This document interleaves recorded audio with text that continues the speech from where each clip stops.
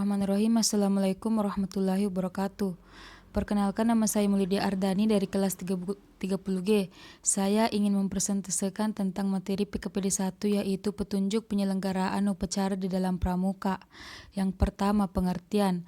Upacara adalah serangkaian perbuatan yang ditata dalam suatu ketentuan peraturan yang wajib dilaksanakan sangat hikmat sehingga merupakan kegiatan yang teratur dan tertib untuk membentuk suatu tradisi dan budi pekerti yang baik. Upacara umum adalah upacara yang dilakukan untuk kegiatan tertentu dalam menggunakan peraturan yang berlaku secara umum. Yang ketiga, upacara pembukaan latihan dan upacara penutupan latihan, yaitu upacara yang dilakukan dalam rangka melaksanakan usaha memulai dan mengakhiri suatu pertemuan di lingkungan gerakan pramuka. Yang kedua yaitu upacara pelantikan, upacara yang dilakukan dalam rangkaian peresmian sekarang calon menjadi anggota gerakan pramuka sesuai dengan ketentuan yang berlaku. Upacara yang dilakukan dalam rangka pengangkatan pemegang jabatan tertentu dalam satuan upacara kenaikan tingkat, yaitu upacara yang dilakukan dalam rangka pengesahan kenaikan tingkat kecakapan umum yang dicapai oleh seorang anggota gerakan pramuka. Yang ketiga yaitu upacara pembukaan latihan pramuka penggalang. Yang pertama, perlengkapan, yaitu bendera merah putih, tiang bendera atau tongkat yang disambung teks Pancasila dan teks Dasadharma. Petugas pengibar bendera 3 orang, pertama atau pemimpin upacara, pembaca Dasadharma, dan pembina upacara. Persiapan. Tiap pemimpin regu mengumpulkan anggotanya dalam barisan berstaf sambil memeriksa kebersihan, kerapian, absensi, iuran, dan sebagainya. Untuk regu yang bertugas, membagi tugas sebagai petugas upacara, mempersiapkan perlengkapan upacara. Pertama, memanggil seluruh pasukan dengan membuat barisan angkare. Pertama, memeriksa kerapian barisan upacara. Yang pertama, menjemput pembina upacara atau sekaligus laporan bahwa upacara pembukaan latihan siap dilaksanakan. Pembina upacara dan pembantu pembina mengambil tempat di belakang tiang bendera penghormatan kepada pembina upacara. Pembina upacara melangkah 1 kali, dipimpin oleh pertama, diikuti oleh seluruh peserta upacara. Menyerahkan pasukan kepada pembina upacara dan kembali ke tempatnya atau regunya. Pengibaran bendera merah putih penghormatan dipimpin oleh pembina upacara, diikuti seluruh peserta upacara. Pembacaan teks Pancasila oleh pembina upacara, diikuti seluruh peserta upacara. Pembacaan teks Dasadharma oleh petugas pembaca Dasadharma. Amanat atau kata bimbingan dari pembina upacara atau pembina istirahat di tempat, diikuti seluruh peserta upacara. Doa dipimpin oleh pembina upacara. Pembina upacara menyerahkan pasukan kepada pratama. Penghormatan kepada pembina upacara dipimpin oleh pratama, diikuti seluruh peserta upacara. Pembina upacara meninggalkan lapangan upacara. Pertama mengambil alih atau membubarkan pasukan. Upacara selesai dan dilanjutkan dengan kegiatan latihan. Upacara penutupan pramuka penggalang. Perlengkapan yaitu bendera merah putih, tiang bendera atau tongkat sambung. Petugas penurun bendera 3 orang pertama atau pemimpin upacara, pembina upacara. Persiapan. Tiap pemimpin regu mengumpulkan anggotanya dalam barisan bersaf sambil memeriksa kebersihan, kerapian, absensi, dan sebagainya. Untuk regu yang bertugas, membagi tugas sambil petugas upacara mempersiapkan perlengkapan upacara. Pertama, memanggil seluruh pasukan dengan membuat barisan angkare. Pertama, memeriksa kerapian barisan upacara. Pelaksanaan upacara. Pertama, menjemput pembina upacara sekaligus laporan bahwa upacara penutupan latihan siap dilaksanakan. Pembina upacara dan pembantu pembina mengambil tempat di belakang tiang bendera. Penghormatan kepada pembina upacara. Pembina upacara melangkah 1 kali, dipimpin oleh pertama, diikuti oleh seluruh peserta upacara. Menyerahkan pasukan kepada pembina upacara dan kembali ke tempatnya atau regunya. Penurunan bendera merah putih. Petugas penurunan bendera merah putih terlebih dahulu hormat sebelum membuka ikatan bendera tiang. Penghormatan dipimpin oleh pembina upacara, diikuti seluruh peserta upacara. Amanat atau kata bimbingan dari pembina upacara.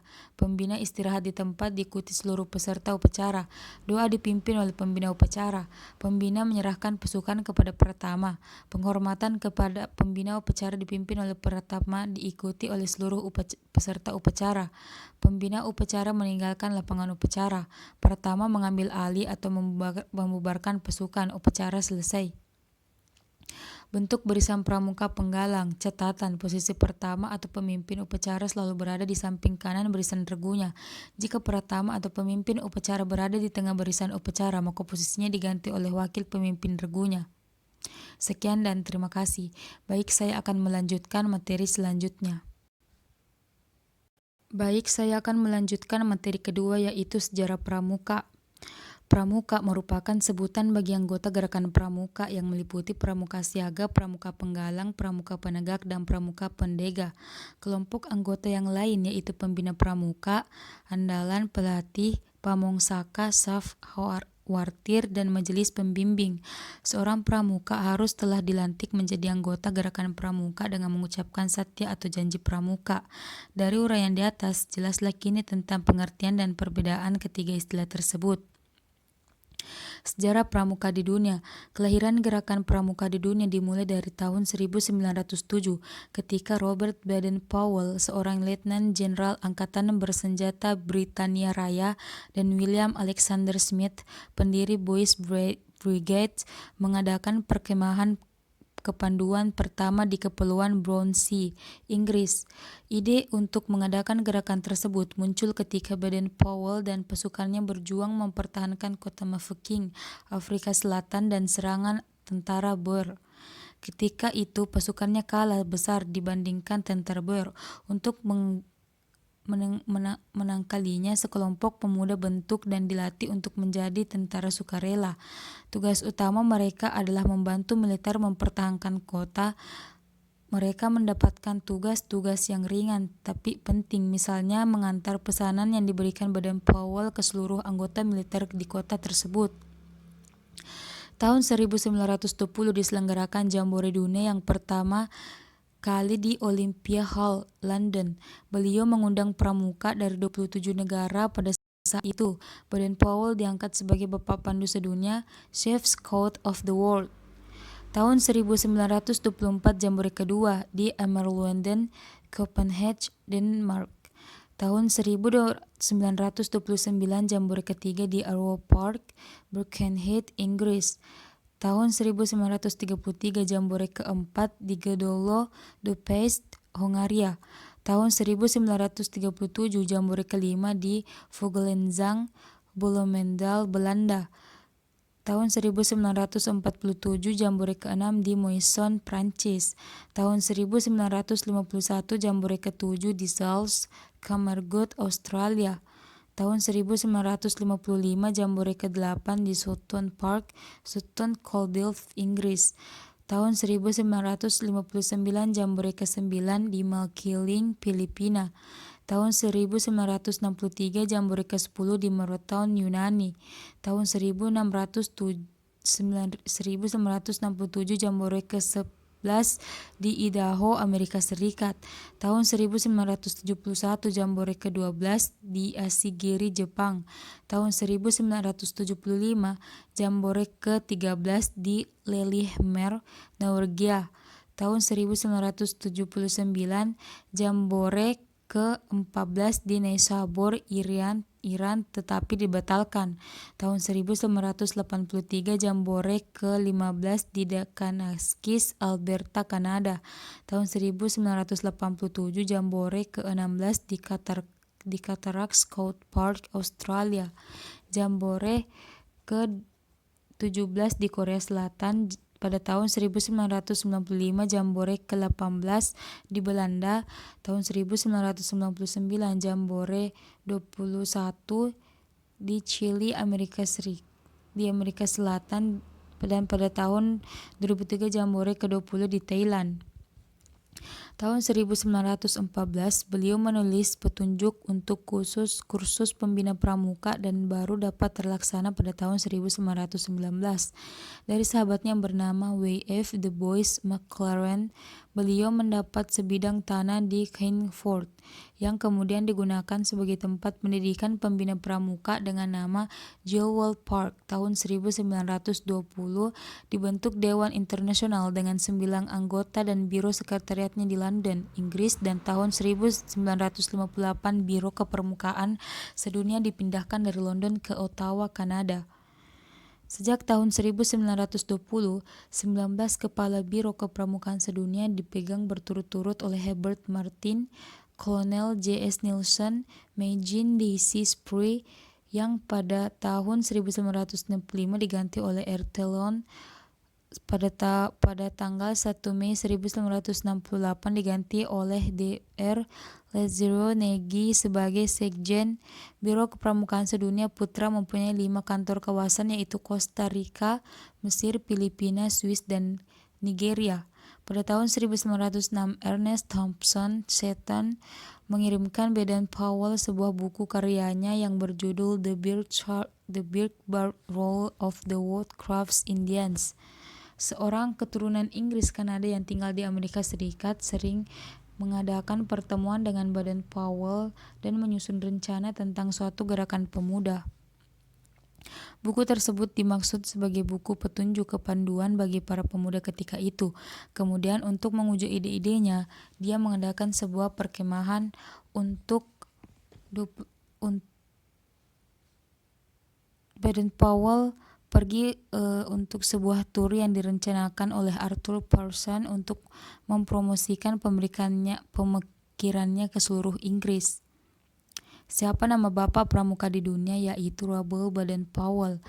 Namun jika pertanyaan adalah siapa bapak pemuda pramuka Indonesia di dunia, jawabannya adalah Robert Baden-Powell dan Sri Sultan Hamengkubuwono IX. Sejarah Pramuka Indonesia. Sebulan sesudah proklamasi kemerdekaan Republik Indonesia, beberapa tokoh kepramukaan berkumpul di Yogyakarta dan bersepakat untuk membentuk Panitia Kesatuan Kepanduan Indonesia sebagai suatu panitia kerja, menunjukkan pembentukan suatu wadah organisasi kepramukaan untuk seluruh bangsa Indonesia dan segera mengadakan Kongres Kesatuan Kepanduan Indonesia. IPINDO sebagai wadah pelaksanaan kegiatan kepramukaan merasa perlu menyelenggarakan seminar dan dapat gambaran upaya untuk menjamin kemurnian dan kelestarian hidup kepramukaan. Seminar ini diadakan di Tugu, Bogor pada bulan Januari 1957. Seminar Tugu ini menghasilkan suatu rumusan yang diharapkan dapat dijadikan acuan bagi setiap gerakan kepramukaan di Indonesia. Dengan demikian diharapkan kepramukaan yang ada dapat dipersatukan. Setahun kemudian pada bulan November 1958, pemerintahan Republik Indonesia, dalam hal ini Departemen PP dan K, mengadakan seminar di Ciloto, Bogor, Jawa Barat dengan topik Penasionalan Kepanduan. Pelantikan Mapinas, Kuarnas, dan Kuarni di Istana Negara diikuti dengan prosesi pramuka untuk diperkenalkan kepada masyarakat pada tanggal 14 Agustus 1961. Gerakan pramuka ditandai dengan serangkaian peristiwa yang saling berkaitan, yaitu pidato presiden atau mandataris majelis sebelum para pemimpin dan pemimpin organisasi yang mewakili kepramukaan terdapat di Indonesia pada tanggal 9 Maret 1961 di Istana Negara. Penerbitan Keputusan Presiden Nomor 238 tahun 1960 tanggal 21 Mei 1961 tentang Gerakan Pramuka yang menetapkan Gerakan Pramuka sebagai salah satunya organisasi kepanduan ditugaskan kepanduan pendidikan bagi anak muda Indonesia. Fungsi Gerakan Pramuka di Indonesia: yang pertama, kegiatan menarik bagi anak atau pemuda. Yang kedua, mengabdi pada orang dewasa. Yang ketiga, alat bagi masyarakat dan organisasi. Tujuan Pramuka: Gerakan Pramuka bertujuan mendidik anak-anak dan pemuda Indonesia dengan prinsip-prinsip dasar dan metode kepramukaan yang pelaksanaannya disesuaikan dengan keadaannya, kepentingan dan perkembangan bangsa dan masyarakat Indonesia, dengan tujuan agar anggotanya menjadi manusia yang berkepribadian yang berhawat luhur serta tinggi mental, moral, budi pekerti yang kuat, dan keyakinan beragamanya. Tingkatan dalam Gerakan Pramuka: tingkat pramuka siaga, pramuka penggalang, dan pramuka penegak. Sekian dan terima kasih. Baik, saya akan melanjutkan materi ketiga. Saya akan melanjutkan materi LKBB, latihan keterampilan baris berbaris. Pengertian baris berbaris: suatu wujud fisik yang diperlukan untuk menanamkan kebiasaan tata cara hidup suatu organisasi masyarakat yang diarahkan kepada terbentuknya perwatakan tertentu. Maksud dan tujuan: Maksud dari LKBB dibagi menjadi dua, yaitu maksud umum adalah suatu latihan awal membela negara dan dapat membedakan hak dan kewajiban. Maksud khusus adalah menanamkan rasa disiplin, mempertebal rasa semangat kebersamaan. Tujuan dari LKBB, menumbuhkan sikap jasmani dan tegap dan tangkas, rasa persatuan, disiplin sehingga dengan demikian senantiasa dapat mengutamakan kepentingan tugas di atas kepentingan individu dan secara tak langsung juga menanamkan rasa tanggung jawab. Aba-aba, pengertian, suatu perintah yang diberikan oleh seorang komandan kepada pasukannya untuk dilaksanakan secara serentak atau berturut-turut. Aba-aba petunjuk, aba-aba pelaksanaan, gerak, untuk gerak-gerakan tanpa meninggalkan tempat menggunakan kaki atau anggota tubuh lain, baik dalam berhenti maupun berjalan. Jalan, yaitu untuk gerak-gerakan kaki yang dilakukan untuk meninggalkan tempat. Mulai, untuk pelaksanaan perintah yang harus dikerjakan berturut-turut. Aba-aba, siap gerak, badan tubuh atau berdiri tegap, kedua tumit rapat, kedua kaki merupakan sudut 60 derajat, lutut lurus, paha rapat, berat badan di kedua kaki, perut ditarik sedikit, dada dibusungkan, pundak ditarik ke belakang dan tidak dinaikkan. Aba-aba istirahat di tempat, gerak. Aba-aba lancang kanan, lancang kiri, gerak. Setengah lancang kanan atau lancang kiri. Aba-aba setengah lancang kanan, gerak. Seperti pelaksanaan lancang kanan, tetapi tangan kanan atau kiri di pinggang, bertolak pinggang dengan siku menyentuh dengan orang yang berdiri di sebelahnya. Pada aba-aba tegak gerak seperti pada aba-aba lencang kanan. Lencang depan hanya dalam bentuk banjar. Aba-aba lencang depan gerak. Berhitung, aba-aba hitung mulai. Aba-aba hadap kanan hadap kiri gerak. Aba-aba hadap serong kanan hadap serong kiri gerak. Aba-aba buka barisan jalan. Aba-aba berkumpul mulai. Aba-aba berbanjar kumpul mulai. Meninggalkan barisan. Bila pelatih memberikan perintah kepada anggota dalam barisan terlebih dahulu, anggota tersebut dipanggil keluar dari barisan. Perintah diberikan bila anggota telah berdiri dalam sikap sempurna. Yang menerima perintah harus mengulangi perintah tersebut. Bila anggota yang akan minta izin mengambil sikap sempurna dahulu, mengangkat tangan kanannya ke atas, menyampaikan maksudnya. Setelah mendapat izin, ia keluar dari barisan tanpa menunggu anggota lainnya. Panjang atau tempo dan macam langkah. Langkah yang dibedakan sebagai berikut. Langkah biasa 70 cm 96 menit. Langkah tegap 70 cm. Langkah pertama 40 cm. Langkah ke samping 40 cm. Langkah ke belakang 40 cm. Langkah ke depan 60 cm. Langkah di waktu lari 80 cm.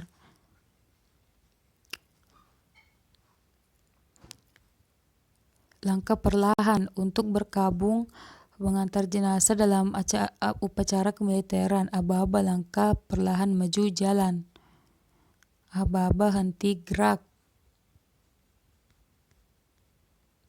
Itulah tadi materi LKBB. Sekian dan terima kasih. Tali temari adalah salah satu seni menyambung tali dengan menggunakan simpul-simpul sehingga membentuk suatu alat atau benda lain yang bermanfaat. Misalnya adalah tanduk, yang bendera, dan masih banyak lagi. Beberapa tali kemudian diikat dengan menggunakan simpul jangkar dan simpul pangkal. Macam-macam simpul yaitu simpul mati, simpul pangkal, dan simpul jangkar. Simpul pangkal. Simpul ini digunakan untuk mengawali dan mengakhiri suatu ikatan. Kita bisa lihat contohnya seperti ini ya. Yang kedua yaitu simpul jangkar. Simpul ini bisa digunakan untuk membuat tandu darurat atau ember timba. Simpul nelayan. Kalau simpul ini biasanya digunakan untuk menyambung dua utas tali yang sama besarnya dan dalam keadaan licin dan basah. Simpul mati. Biasanya simpul ini digunakan untuk menyambung dua utas tali yang sama besarnya dan tidak licin. Simpul hidup. Simpul ini digunakan untuk menjadi pengunci sebuah tali untuk mengikat pada suatu benda atau mudah dibuka. Simpul 8. Simpul ini digunakan untuk menghubungkan tali pada sabuk pengaman yang terpasang pada tubuh pemanjat. Simpul jerat, untuk menjerat binatang atau apapun di alam bebas. Simpul tiang atau kambing, untuk mengikat hewan peliharaan, untuk menolong orang tenggelam, dan untuk mengikat tali pada tiang. Materi pioneering. Pioneering adalah salah satu teknik pramuka dalam penggunaan peralatan tongkat dan tali yang dirangkai menjadi sebuah bangunan kreatif. Tujuan pioneering, mengasah keterampilan peserta dalam membuat sebuah bangunan sederhana yang nantinya dapat diaplikasikan di kehidupan sehari-hari. Pioneering adalah salah satu teknik pramuka dalam penggunaan peralatan tongkat dan tali yang dirangkai menjadi sebuah bangunan kreatif. Manfaat pioneering untuk memupuk rasa kekompakan dan kerjasama yang baik antar kelompok, dapat diterapkan pada saat genting maupun P3K pertolongan pertama dari kecelakaan, memproyeksi pemikiran peserta dalam merancang suatu bangunan kreatif.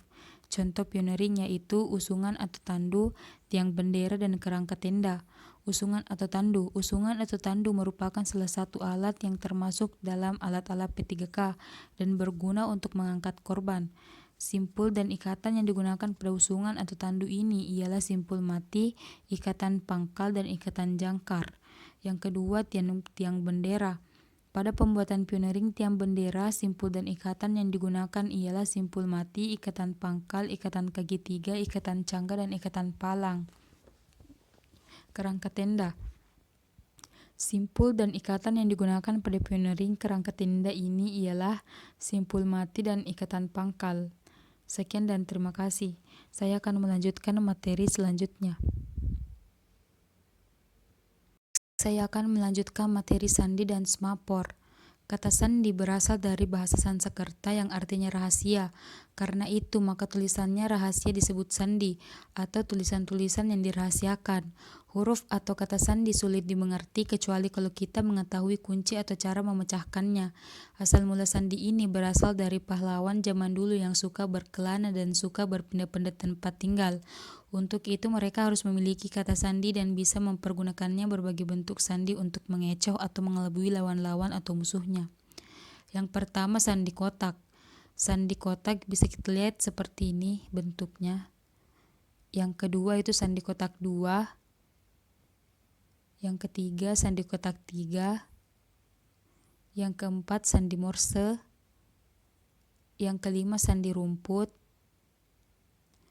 Yang keenam semapor. Penyampaian isyarat semapor atau semafor dilakukan dengan penggunaan sepasang bendera. Bendera berukuran 40 x 40 cm dengan tongkat pegangan sepanjang 50 cm. Tidak ada ketentuan yang mengikat terkait warna bendera semapor, namun yang umum digunakan terutama dalam pergerakan pramuka adalah warna kuning dan merah bersilangan. Bagi pramuka, terutama golongan penggalang hingga pendega, keterampilan dan penguasaan semapor sangat diperlukan. Selain semapor, menjadi salah satu syarat dalam SKU kecakapan umum dan SKK kecakapan khusus juru semboyan dan SKK juru isyarat bendera, semapor akan sangat bermanfaat dalam situasi darurat serta dapat melatih kemampuan motorik dan daya ingat. Contohnya seperti ini. Baik, itulah tadi materi-materi yang saya bawakan. Sekian dan terima kasih. Wabillahi taufiq wassadaq. Wassalamualaikum warahmatullahi wabarakatuh.